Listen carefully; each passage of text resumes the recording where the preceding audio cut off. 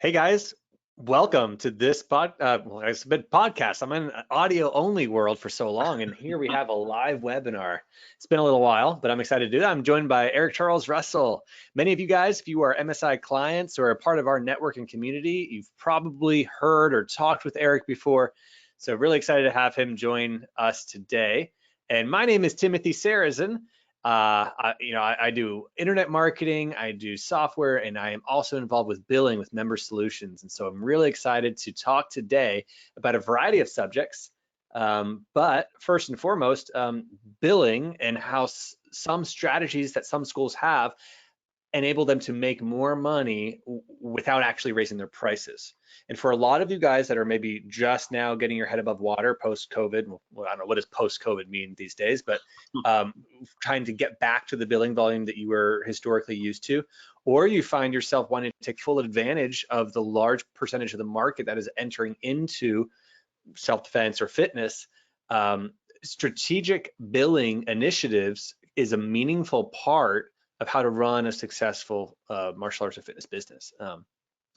Couple administrative things. I believe there is a chat, and so if you guys have questions, you can chat here. If you're not familiar with GoToWebinar, it should be a little box that says a chat. Also, if there are audio or visual issues, ping us. We do have some staff on the call that can be some IT help. But yeah, if something goes funky, just we can be relaxed and talk with each other. So hey, Eric, how's it going? It's my fault if it goes funky because I'm not good with the technology piece of the stuff. Good thing you're on the call because you're like the wizard at that. But yeah, thanks for having me, man. Appreciate being here. I don't know how many member solution webinars that I've done, but done quite a few. I got a unique perspective, I feel, because not only have I used member solutions billing services, I also at one point wasn't a client as well, so I know that piece of it, but also I've done this work on this side of it and helping with some of member solutions clients and getting them dialed in on their sales and their programs. So that perspective of it I have as well. And on the other side also is actually owning and running a school in a gym, so I've got that perspective of it as well. So yeah, so why don't you tell us a little bit, for those of the audience members or people watching the recording that aren't familiar with your background, can you tell us a little bit about the gym that you owned and ran? Yeah, so well, I've been in the business for 31 years now, which is crazy to say, but yeah, I'm gonna take you way back to when I started though, like I was 11 years old when I started. So I started training at my adopted father's gym. That's what got me into the business, so to speak, because he found out that I was actually paying for my own classes. I had a paper route and I sold some gum at school and a little hustle going on. I paid for my own class. When he found out, he was like, "What are you talking about? You're not paying for classes here. It's taken care of." And so he took care of it, but then he put me to work too. So I was like, wait a second. Did he really give me something? I don't know what he said. So anyway, that's where I started, and it was a small little martial arts school, and my whole life I grew up there, and I saw some of the good things that my father was doing. I saw some things that I felt like we could do better, but my focus was really dialed in on sales. That was really where I wanted to do well. One, because that had an immediate impact on my adoptive father's business. If I sold, he would do well, and I would look good to him. I mean, this guy, he didn't have me like randomly, like he chose me. I can't fail now. Like this dude's picking me as the dude he's gonna help out and bring under his wing. So I really wanted to do well at it. Studied sales, but there was really nothing for our industry that I felt good about, and especially as it related to membership sales and program sales. So yeah, fast forward 31 years, I wrote a book about it. As you can see, it's my favorite book. I have multiple copies right here. This is actually the first printing. There's like 6 copies there. That's why it's there. But yeah, wrote this bad boy. Been on the bestsellers list for 6 years now, which is cool. Especially considering I'm, not much of an English major. Matter of fact, I failed English twice in high school, so still wrote a bestseller. So anyway, yeah, that's my background. Boom. You're training in a school. you're trying to make some money, you're trying to help out the gym, right? Because it's your family, it's part of your family. Right. And so you start selling.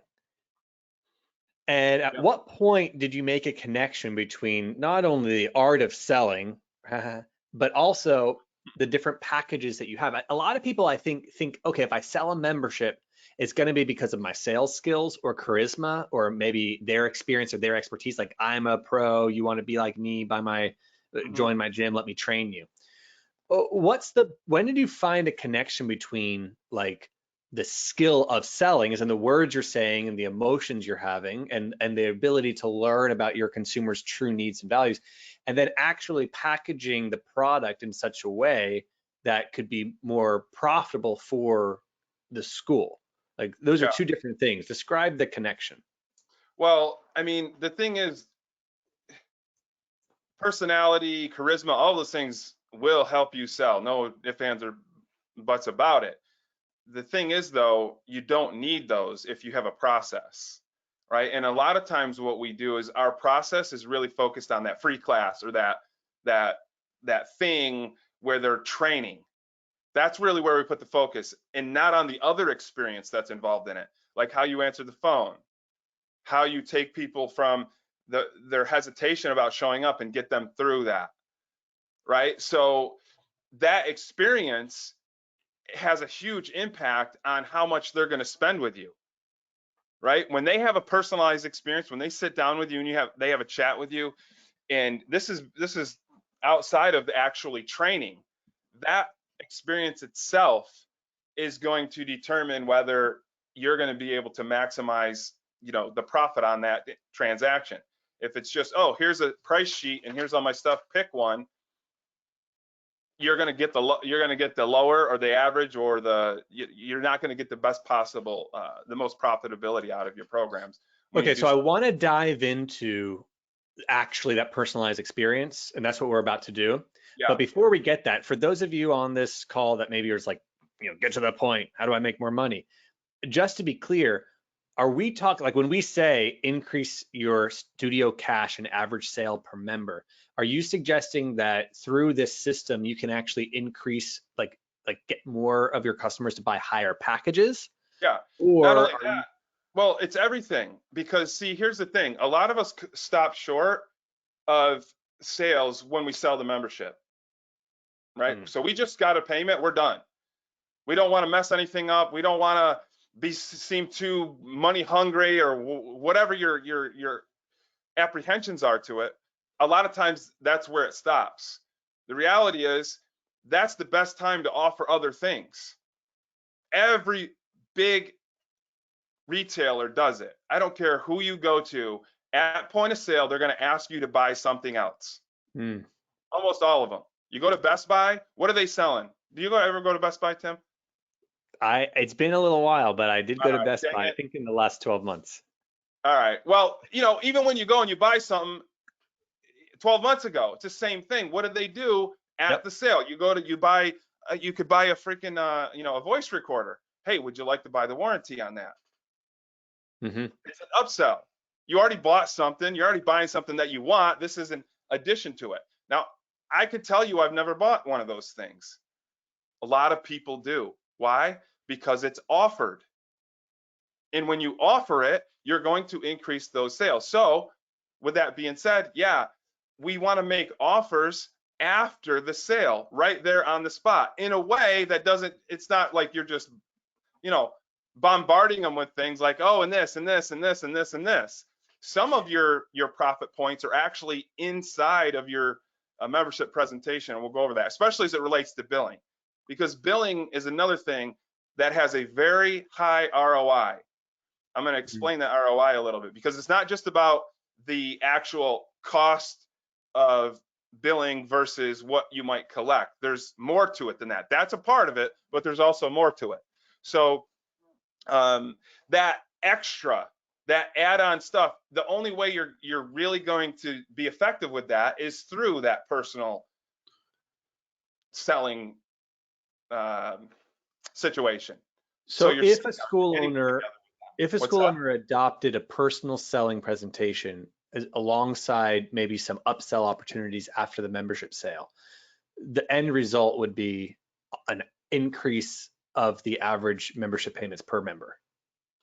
Right. That makes sense. I can sell more. Wouldn't that be really salesy though? Like if I'm a sales school owner and I hate sales, I don't want to be that cringy guy. How can I do that without being like sleazy? Well, you just got to offer it and let them know that it's available. That's Mm, it. Because here's the thing to understand too. When it comes to what we need to get done first, it's that program, it's that membership sale. I can get them later with equipment. I can get them later with supplements. I can get them later with, some of the other stuff that we could upsell them because they're now a member. They're coming in. So if I don't close them like 100% on day one, I'm not going to get yeah. crazy about it, but I got to let them know that it's available. Same thing with paid in fulls. A lot of times I hear, well, I don't want to do paid fulls because I don't want too many. That's just a balancing act. You got to know where your prices need to be so that some of your cash is paid in full. Matter of fact, you should be looking at 20 to 30% of paid in fulls. Now here's another thing, your sales process. If you offer paid in fulls the right way, you'll get 20, 30% of your sales be paid in fulls. If you put it up against a monthly, you're going to get a sales objection almost every time. They're going to say, hey, I think I want to do paid in full. Let me think about it and I'll get back to you on which one. Then you get all excited. Oh, they're going to do a paid in full. You let them leave and boom, you lost the sale. But paid in full is another one. How do you do it and what do you do to make that work so that it's a highly profitable thing, but you're not getting 100% of them. You still get your monthly recurrings going as well. So that's something that you want to make sure that you're adding into your process as a quote unquote upsell. You're collecting all the money up front instead of it coming over time. Yeah. And there's a lot of schools that do really well with paid in fulls, but let's be honest, there's a lot of consumers that aren't ready to commit not only to the program, but also the financial cost, even if there's a savings associated with it. And this kind of ties us into your comment that you said before, which was billing can be a positive ROI, which for a lot of school owners, we see two options these days. We see billing companies and outsourcing it, and then we have self-service billing, which is doing it all yourself. And I think there's some real arguments for both platforms. And one of the things that Member Solutions does really well is I think opens the door for the best of both worlds. But where a lot of Member Solutions clients thrive is in this full service billing package. Yeah, and I gotta just say, you said there's arguments for both. Self-service, I don't think you have a good argument. I really don't. I mean, Okay. it's a job you don't have to do. So you Well, don't isn't have it a easy? I can just go put in my member credit card and boom in my software and say bill every month at this date. Wait, say that again. Yeah, but that's cool when everything's going and rocking and rolling, going smooth. But then the Okay. credit card expires. What are you doing? And here's the reality of what I faced. I had 1,200 members when we had credit cards expiring constantly, and so my team would be following up with it, right? And so my team would follow up. They'd follow up, but they're not gonna put the full effort into it. That's really not what they're into anyway. And so they'd make a call. It'd go by a month. Now that member owes 2 months. All of our expired credit card. I'm not even getting into the other stuff. I'm just talking expired credit cards. Yeah, sure. And we completely took that off our plate. And I'll tell you this, because you go, well, yeah, 1,200 members, you got the finances to be able to Exactly do my that next point. but here's the thing, you should be doing it from day one because you can get. I'm going to show you how to set this up so you can actually get paid for the service. But when you set it up from day one, you don't have to change it. You don't have to redo anything. And you set yourself up to be profitable from day one also. And I mean day one, meaning don't wait till you have 200 students. You don't need to wait till you have, do it now. Get profitable now. And that's how you are able to get those things, because you're more profitable. You have the money to invest in marketing and other things and other resources that'll help you generate more business. Okay, So so you keep on I know I saying went on a that. tangent a little bit, but you should not be doing self-service. I don't care which way you do it, because You could have somebody do it for you, and you can make money on it. And I'm gonna touch base on exactly how you present that too, because that's something that's important.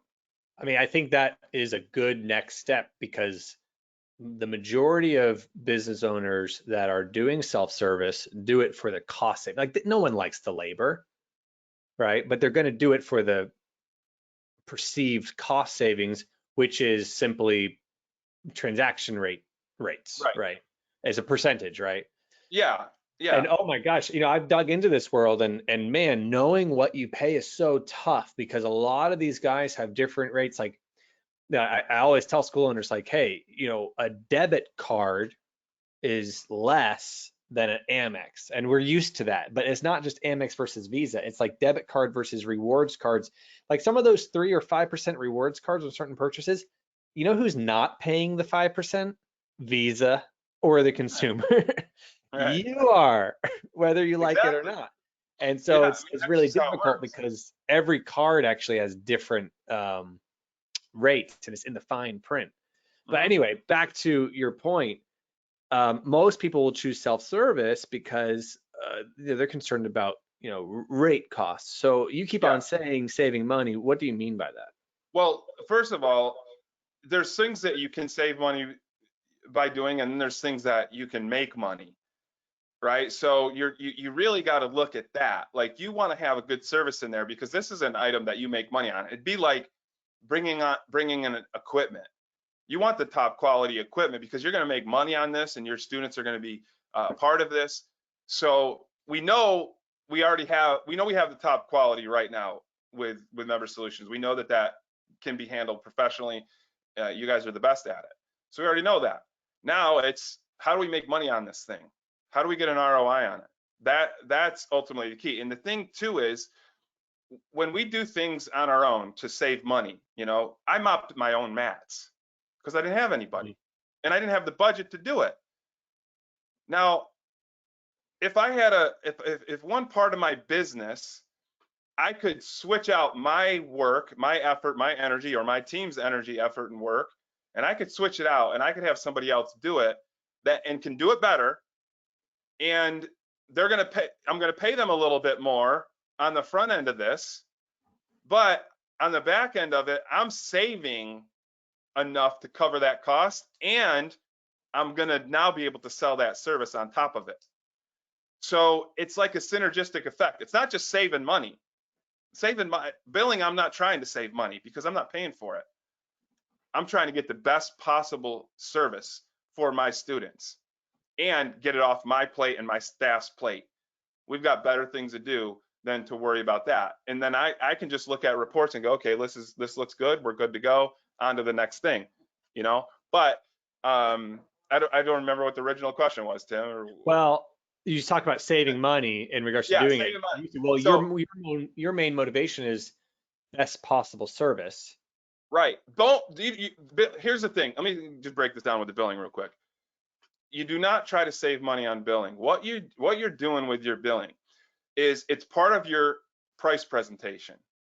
So we break price presentation down into sections. A lot of times what happens is you get somebody who goes, okay, now that you tried it, come in the office, I'm going to show you memberships. And you're asking that person now to make a bunch of decisions. One, you're asking them to decide whether they even want to do it or not right now. You're asking them to decide whether they're going to pay, Mm, right? You're asking them to decide on the program, mm. the actual program, which one they're going to select, and how they're going to pay. You're asking all this stuff, boom, right in one shot. When you break these up and you make them small as they go along, you get a better cooperation and you get a higher close rate. Example, if I could, I would ask the prospect, if I could show you a program that is affordable and fit your budget, would you like to take a look at it? Would you like to take advantage of it right now? I get a Yes. yes. I now have a commitment and permission from you to show you a membership option. Okay.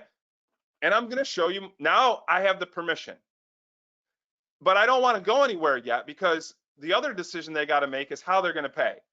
Mm. I want to do that now. This is where people go, wait, huh? Yeah, what are you talking about? Now I'm going to ask, because I'm going to say, is your payment information on you or is it in your vehicle? That simple. Almost everybody brings it. And now what happened? I got a commitment to pay. We haven't even talked program yet. And that's when I'm going to show the program. And I'm going to show the program with no pricing at all. I'm still talking personal service. We're still servicing them. Now it's time for program. And program is where I'm going to stack all of these things. I'm going to stack my membership. I'm going to stack what they get in the specifics of the program of that membership, because membership and program are two different things also. Membership is typically a low value. It's like an access thing. You pay for access, you get to come and do what you want. What we typically do are programs. That includes access, but we never break that out for prospects. I've never seen anybody do that in our industry, not once yet, where they say, here's our program, and with our program, you also get membership. They just assume everybody gets that they understand that, but that's an extra added value thing that you're doing that you're just hoping they assume is worth it, or that they know of it. I want to elaborate on this point of memberships versus programs. So first of all, we all know and we've heard people buy on emotion. Okay, so let's take a kids program for instance. The parents are concerned about their children's X, right? Call it any benefit, focus, discipline, confidence, etc. And I always like to tell people, think to yourself, not are they sold on the idea of your program giving discipline or focus, but for what reasons have the parents not enrolled their child in something yet? Right. And the reason is this: they have yet to fully believe that the service will solve their pain point, which is their child's issues. They have yet to believe that the service, AKA your martial arts classes or whatever, can solve their children's issues. The reason why is because if they say, come join this community and maybe it'll work, right? The focal point is on the community. Okay, whereas when you sell a program, the focal point of the program is from A to Z, you're going to get these benefits, right? Children who go through this program achieve these benefits, right? And so then the focal point becomes the benefits, and those benefits have an emotional tie to the parents' desires. So when you sell a program, you're really selling the complete package. And I love what you just said, Eric, about the program includes a membership. Right? We forget about all of those little things. One thing I do with a client is sit down with them. Now, I don't sit down with you because this is a time-consuming thing, but I give you the homework to literally break down everything that's included in your program. I'm talking about personal instruction. I'm talking about access to the facility, access to the lock. Everything get the most minute thing, because all of those things go towards, your value stack. And then you're selling a program. A program has high value. You're selling it because it's a result that you're selling. Yeah. A membership is access. It's oh, I could get this anywhere. They can't get your program anywhere, And so when you recommend a program, now you're going to go for the monthly first. Don't ask for any other commitment like, oh, here's 3 different memberships. Here's all this different pricing. It's confusing. And when you offer a bunch of options, you will create a situation where people are less hesitant to actually decide. So this is why your process through the whole thing, you want to make sure it's all dialed in. And now I'm at the point where I'm showing a program. I show them the program. I give them all the details of it. No pricing, because I got to get an agreement on the program now. This is the third agreement that I mentioned earlier. Yep. Does this program, I'm going through the whole thing, does program look like it's the right one for you? Yes, it is. So boom. Now. Permission to talk programs, permission to talk payment, because you asked if their payment is in their pocket or in their car. Right. Which when I owned a school, I sat down pitching someone. I heard this all the time, and then I was actually doing it. I sat down pitching someone, and they said, cool, payments in my car. And I kid you not, they walked to their car, got in their car, and drove away. It's like, did like a donut and did a wheelie. Yeah, exactly. It happens. You probably have experienced that. Of course. Well, why do you think I got it in there? You know, over 30 years, you learn a few things. I'm not even that smart. I just, repetition. You start to learn some Yeah. things. But the thing when you do that and you get back to the price presentation, now when I get an agreement on program, all I have to worry about is that one price. Now, they might go to you, but wait a second. You said there was multiple programs and you had this and you had that. And that's true. Here's the thing I also said. I'm going to help you figure out the program that makes the most sense for you and your child. And this is the one. That's why Mhm. I'm showing it to you. So do you agree that this is the right program? That's where I'm going with it. Yeah. Once I get agreement, now I've got a third decision here, moving towards a membership in a program. Because now they agree that this is the right program. So now I'm showing them the money. Bam, the whole ball of wax. I'm not showing them 125 a month or 149 a month. I'm showing them this program is $2,145 for the whole thing. Yeah. And I let that be the first number that they see, the big number on the page, because it's gonna give them, some people, a little bit of a like, whoa, wait a second, man, $2,000, dang. And that's when I let them know, hey, listen, here's the thing though, most of our members and students, they don't pay for that all up front. What they do is they pay for it over the course of their program, which is 12 months. So you could actually get that $2,149 program today for an initial payment of $199, $249, $359, whatever your initial payments are, and then it's just $149 a month thereafter. So what's happening is you're taking this big thing and you're going, this is the value of it. Yep. But the cool part is you don't have to pay that whole thing. Matter of fact, most people don't. What they do is they do this, $359 for initial, $149 a month thereafter. Is that affordable for you? Does that work for you? I'm not talking billing right now because I didn't even get a commitment on the money. So I don't need to talk billing yet, but Yeah. I am going to talk billing. I get a commitment on that. Now is my opportunity to explain why I charge for billing. And I'm going to charge for billing. And I've had clients get, some go, well, I'm going to do exactly what the billing company charges me, or I'm going to do a little bit. I go 9.8% because it's the most I can get. That's a Wow. 10% margin there. Okay. Now, For the financing of that $2,100 over 12 months. yes. And I said 10% margin. That's what I meant. So what happens is now that they agree to the 149 or whatever the monthly is, I can explain. Now, here's the thing. We're a martial arts school. We're a fitness facility. We're not a billing company. We're not accountants. This is not our expertise. So what we have is we actually have a billing company that handles this for us. The company's Member Solutions. You'll be dealing with them for all of your, updated credit cards and all that good stuff. I'll give you their number and everything. They're a great company. We work hand in hand with them on this stuff. So great company. Now, for that service though, there is a fee, and that fee is 9.8%. So your total each month is going to be what is that? Let's say 150 plus. That's going to be 165 a month, Yep. right? Because 10% plus they're 150. Now, anybody who agrees to 150 bucks, very rarely, and I mean very, very rarely, object to the extra $10, $15 on top of it. Now, you're not going to believe me, and that's okay, because I wouldn't have believed myself unless I experienced it myself. Because anytime you raise something or you add something in there, you think, well, you're going to get no's. It didn't affect our closing rate at all. Matter of fact, one of the I'm the director of marketing sales for Farrell's Extreme Body Shaping.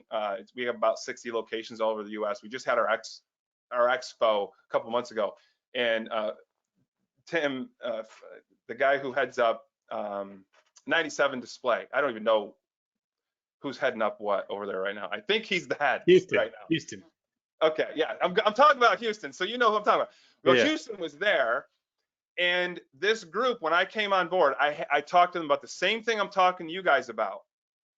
And a good majority of them added this service fee into their membership presentation. Yeah.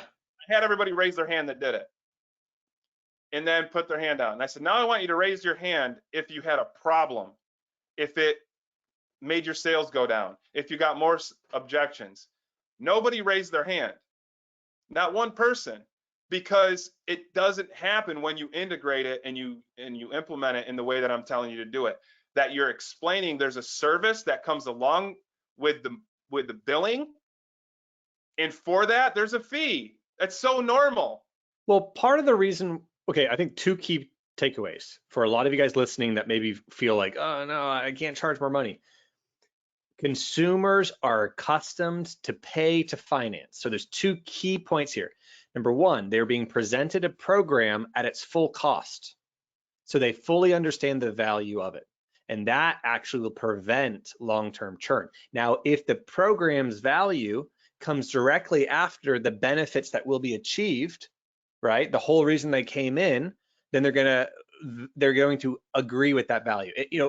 There's a saying like, if you are the vehicle for them to achieve their goals, then price is not an objection. They will they will sacrifice other things to achieve their fitness goals or their child's goals, or their goals for their child. So you got the value of the program, you got the full cost of the program. You then say, for those of you that can't pay this up front, I mean, shoot, you could open a credit card, you could borrow the money, you could do whatever you want to do to pay up front. If you choose not to, you can finance it. And think of the other industries that allow you to finance, and what do you pay? You pay interest, you pay fees. Like consumers are accustomed to paying a premium to not have to spend all the money up front. Exactly. And the reason why they do that is because big companies understand the time value of money. They understand if they got $2,100 today, that is equivalent to $2,300 spread out over 12 months. Mm-hmm. Because they're taking that money and they're deploying it into the market or whatever to get a return. Now, many of you school owners need the money, and so you're not using it, like taking that money and investing it. But if you did, you take that $2,100, you put it in the market, what's the average return year over year? 8%. So just for you to finance that over 12 years, there is an argument to charge at least 8%, because that's what it's going to cost you to not accept that money up front. So they see the value, right? And now not only are you fitting right into what the consumer is already used to doing, which is paying a premium to finance, you are also getting the benefit of a billing company that does all that labor for you. Yeah, and here's the thing that's important with this in making this work. You have to show the full amount of it. Yeah. This is where the mistake happens a lot of times. You get on a webinar and you hear, oh, I'm going to add this fee, I'm going to get it magically, it's going to work. It works. I'm telling you how it works. This isn't something that I just think sounds like a good idea. How you implement it is important, because if you go, it's $359 for initial payment, it's $149 a month, and we charge you a service fee for the monthly, you missed the boat. Now they're like, whoa, hey, wait a second, man, you freaking charging me to be a member? You screw it all up. And it goes to what Tim was just saying. You got to show that big number with the whole thing, because that's what gets them in the mindset that this is being paid for over time, and that there's a charge for that, which we all pay for no matter what we pay for over time. So yeah. The mindset's already there. It's already understood, but you can't leave that big number out. That happens a lot because, oh, I don't want to show $2,000. In some states, you got to show it anyway, but you're afraid you're going to lose a sale over it. You're not. You're going to gain a sale. You're going to have a lot better credibility with that person when you're showing everything all up front. Here it is. Boom. Okay, so you can increase your in-studio cash, right? By here's the thing. 20 to 30% paid in full is huge. But before you get to paid in full, let's talk about what we just did with the billing thing, right? So whatever percentage we're charging, and I see it I've had from 6 to 9% and anywhere in between. I don't know where these clients get their numbers from, but whatever number they feel comfortable with. But here's the thing. There's a certain fee that I'm going to pay for this billing service. And I don't even remember what the fee is anymore, But I remember at the time, it was almost double what I was paying for my normal processing. Mm. Okay. And I always looked at processing as a cost. Yeah. So guess what? When a cost comes in and it's double, yo, you aren't even in conversation, man. It's double the cost, right? But here's the thing. If I can charge for it now, if it costs me 6%, let's just say, and Yeah. I'm charging 9.8, one, I'm covering that entire cost. So before it was coming directly out of my pocket. That's money I don't have now. Yeah. Going towards, processing. Now, what's happening is I'm collecting that 9.8 and I'm covering all of that costs, not out of my pocket. So just for easy math, let's say it was $100 a month, and don't charge $100 a month. I'm not condoning that. You should be way above that, but I need easy math. Okay. Maybe I should go 200, but we'll go 100. So on $100 right now, someone pays it and you pay that 3% or whatever it is. Let's say it's 3% for your self-service. That means you put approximately $97 in your bank account. Yeah. Right. 3%, $3 gone. Right. Now, if you've got to update that credit card at some point, or you got to make a call in that account at some point, that profit goes down even more money out of your pocket on the same payment. Yep. Makes sense? Doing it this way, now what happens is on a $100 installment, I'm actually collecting 109. Mm-hmm. I'm going to pay my billing company. I'm going to pay Member Solutions their percentage, their piece of that. Let's say it's $6, and I'm going to deposit $103 in my bank account. Yep. Instead of 97. The swing on that, the finance part of it alone, is huge, and it's making your money work for you. You're not doing any extra work for it. Yeah. Your money's doing the work. And this is where this was something that was big for me when I started to read about how money works and finances and stuff, and how these guys make millions of dollars and all of these things, and they sustain it. It's because they take those dollars and they get them doing other things for it. And literally it's like a money flip type of thing. But that's just on the finance part of it. So here's the other side of it. None of that time, energy, and effort is being expended on handling that. Let alone if you get a delinquent account and you got to have your staff handle that. Those affect somebody's whole day if it goes wrong. I'm talking about an employee. You can have a salesperson making that call, or a program director making that call, and that could ruin their whole day. Yeah. Because somebody's going to be, a knucklehead or whatever it might be. The cost of that going away was one of the big things that I invested in, because I always had my salespeople make the calls, the delinquent calls. Yeah, I did a deep dive on the math once, and it was like if a particular school had all the members that had canceled in a year stay for just one more month, I mean, that's straight dollars to the bottom line. Mm-hmm. And it was something like 8 times the cost of the billing company. And that's part of it too, is like, you know what, sometimes it's the administrative things, and sometimes it's getting that final payment, or getting a percentage of the final payment, or having that awkward conversation about the fact that they're in a contract and what that means, you know. And you also, you're able to keep a little bit of a barrier there. So you're always the good guy, or the good, like, hey, I don't know, not that you want to be totally like hands off, but I don't handle the billing. So you want to make a payment, or that's handled by Member Solutions. You literally just, it's off your plate. You don't expend any energy or effort on it at all, other than looking at your printouts and your deposits. That's it. So for those of you out there that, I think a big takeaway is going to be, look, you can look at billing as a thing, as like a service, and you're either going to do it yourself inside your studio, or you're going to outsource it. Now, while there are new technologies, I mean, including Member Solutions, the software itself, but there's a ton of different technologies that make the self-service more convenient and easy, and that's great. What we're talking about, I think, with this is twofold. Number one, really communicating your true value via putting that number up front. Like, it is going to take a year at least, and it is going to cost you $2,100. That's a fact, and they need to understand that so they see the value. But then number two is here's a way for you to very easily, with no pain and a very high success rate, allow the finance side of that to become a profit center for you, and you reduce that entire administrative side. And so I would even say if you're self-service billing, this would be an option for you to do.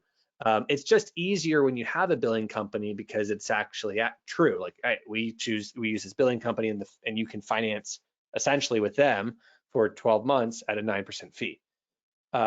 You know, I think for a lot of school owners out there, it's a slight change, it's not a big change to the way that they think, but it could make a big change to not only their monthly, you know, collections, but also the health and churn rate of their members. Yeah, totally. And the thing I would say too is, don't try to do both. Mm. If you're going to do self-service and you got the skill and you got the staff, and what's interesting is we do self-service when we don't have staff and we think, oh, we're going to save money, but you really need the resources to do self-services right, or self-service right. You need you need people to be a follow-up on it and stuff like that. And in the beginning, you don't have a lot of those tasks. You know, you don't have a lot of delinquents. You don't have a lot of credit cards expiring because you don't have a lot of students. And that's why it's good to get it going now, because you don't have to integrate it when you have a ton of students to integrate over and do a switch and Yeah. some things to it, you know. But I So wouldn't do a combination of both. Go all in. If you're going to do full service, go all in. There's no sense in having any kind of scraggling going on it, and go all in so that you can charge for it and you can make it a profit center for your business. You're going to be a lot happier if you do that, you know. And if you want to stay self-service, that's, you know, it's your personal choice ultimately when it's all said and done. But I wouldn't do a hybrid.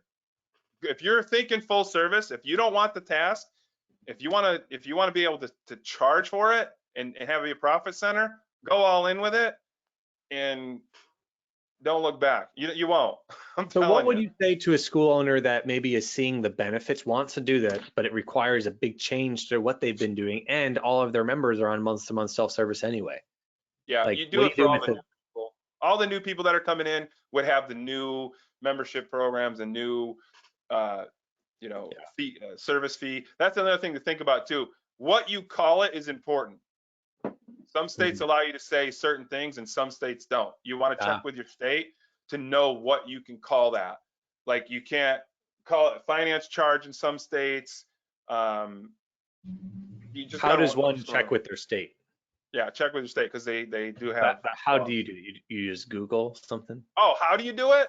Yeah. You can go to your state's website, and there should be a thing in there for the attorney general, a section there, and then you can look up health club contracts, fitness contracts, something along those lines, and it'll tell you like what you can actually maximum allowed by the state for whatever it is you're doing, service charge or whatever. Yeah, I just had a magical fairy from Member Solutions ping me and said, Attorney General. There you go. Boom. See? So yeah, if I'm an existing school owner with the book of business and I've been doing it my way for a long time, and I'm interested in maybe talking further about this subject, or maybe I have some questions, you know, first of all, I'd welcome, like, you guys got this invitation from an email address. You can respond to that email. You can ping me. You can find me on Facebook, Timothy Saracen. Find me. You can message me. And of course, Member Solutions, who is the host and sponsor of this webinar and education for you guys. You know, go to our website, submit your information, call in, whatever you'd like. So just to make sure that we've covered the topics, so increasing your studio cash and your average sale per member can be accomplished without just saying, oh, I'm going to charge $10 more. Instead, it's taking things that consumers are already used to doing and seeing with other products or services. Like, let's be honest, you go to the doctor, you're going to see the full bill price, and there's going to be financing options. You buy a piece of medical equipment, usually it's like, you know, this, or shoot, my wife has a Peloton. Well, you better bet they were like, hey, it's going to cost you $1,800, but you could finance it like this for a fee, right? And now on every website these days, there's a firm. A firm is, you know, split it up into monthly payments. And so there's all these new options. Consumers are used to that. And I think that you can really kill two birds with one stone by this is not passing credit card fees on to them, right? This is a Right. service charge because they're Right. not paying the full value of your program up You front. don't want to say we're passing on fees to you. You say for this service there is a fee. That's how you say Correct. it. Because passing it on sounds like I don't want your freaking expenses passed on to me, man. Get out of my And face. you should check Visa laws. A lot of schools are getting in trouble with that. There is some terms of services with cards like Visa where you are not allowed to charge a fee because they're using a credit card. Right. That's a very hot topic right now, and a lot of different state by state, likely it's going federal. But I always tell people, look, if you found a loophole today, that's great. But Visa is a big brand, and they're going to get onto it. You're gonna win that one. You want to stay within their guidelines for sure and make sure you're keeping it dialed in. But yeah, um, as it relates to the billing side of it, you let them know that you are offering them that service. And then Yeah, it's just a matter of there's a fee for that service. And it's like, oh yeah, I totally expect that. And then it's on to the next thing. But the key for all of it is just making sure that you're getting all those little decisions chunked out. So you're not asking them to make 5 decisions in one, even though you think it's all they're deciding on is a membership. mm, They're not. They're deciding not. on multiple things there. And you break that down so that when you get to the pricing thing, you can really focus on how it works. Here's our whole program. Here's how much you have to pay to do that whole program, because most people don't pay for the whole thing. And because there's there's a service that we do to do that billing, there's a service fee, there's a fee that goes along with that. And that rough explanation will get you right through it. Yeah, And another thing, if you say, if I pass on credit card fees, you get people go, I know credit card fees are 2.9%. Why are you charging 9.8? Now you got an integrity problem yeah, because you weren't being straight, yeah. Well, you I know? mean, one thing's for sure is this world is getting more complex. I talked about how softwares are getting better and easier. That's great. But the world of payment processing is getting more complex. The rules, the regulations are constantly evolving. And I think that could be a final benefit point we talk about is having like outsourcing highly complex aspects of running a business, like bookkeeping, like a CPA, like billing, is I think is a really viable business decision for smart entrepreneurs. And every different entrepreneur is different. You've said we've got our strengths, we've got our weaknesses. Some people maybe love keeping their books, some people would never want to touch it. But when you come to like staying above the law or whatever, and not having to deal with the administrative muck that you got to as an entrepreneur, I think it's a real solid sales point. And so, whether you're watching a recording of this or whether you are watching this live, if this has sparked questions in your mind that you would like to talk further about, Member Solutions would love to talk with you. You can get in touch with them on their website or respond to the email. Eric clearly is a wealth of knowledge here, an expert in this subject. We could go for a long time on just more selling. Like if the ideas here in regards to selling and selling packages and some of those little knowledge nuggets of, okay, is a payment in your pocket or in the car? If you want to talk more about that, or even take a look at his book, Eric, what's the best way for people to get in touch with you? Go to Amazon, you can get it right there. Boom, bam. That's it. So you can buy a I, book on I don't have any Amazon. room in my Easy enough. schedule for a client. So I would say, hey, you can come on. But here's the thing too. All of the stuff that I'm talking about, Member Solutions can provide for you. You want a pricing template for your memberships? They can provide that for you, so you don't have to mess around with trying to figure that out. The hard part about what we're doing is not in the implementation of it. It's not in the process of it. It's in the deciding of it. Mm, That's it. Once you decide, and again, I'm talking to you from someone who stood in front of a decision of whether I was going to switch over 1,200 of my members to Member Solutions, or whether I was going to continue to do what I was doing. And I was considering whether I was going to lose people over it. There was all kinds of things that were going on, and ultimately, the decision made was move forward. And I never looked back. It was one of the yeah, best business decisions I made, because it took a job that cost me money off of my plate. And I yeah. had multiple locations. So, multiple staff doing this off my So plate. if Then you are added a unfamiliar, profit center to it. You can do it immediately. yeah. You just got to make that decision. That's all. All the other stuff is easy. The implementation and all of that, it's all easy because it's all been done multiple times.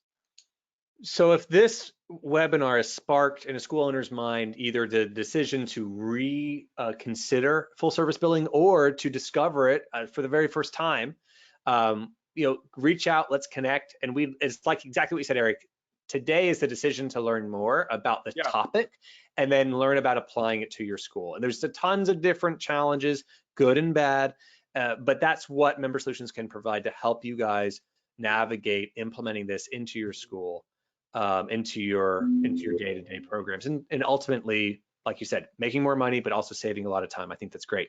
Guys, thank you so much for attending live. It's been a real pleasure. I thought, we are just shy of an hour, so you guys can go on with your days. But Eric, thank you so much for joining. It's always a pleasure talking with you. And, Thanks for having me, and man. until the next webinar, thanks for joining, and we'll talk soon. All right. Sounds good. Thanks, man. Appreciate it. See you next guy.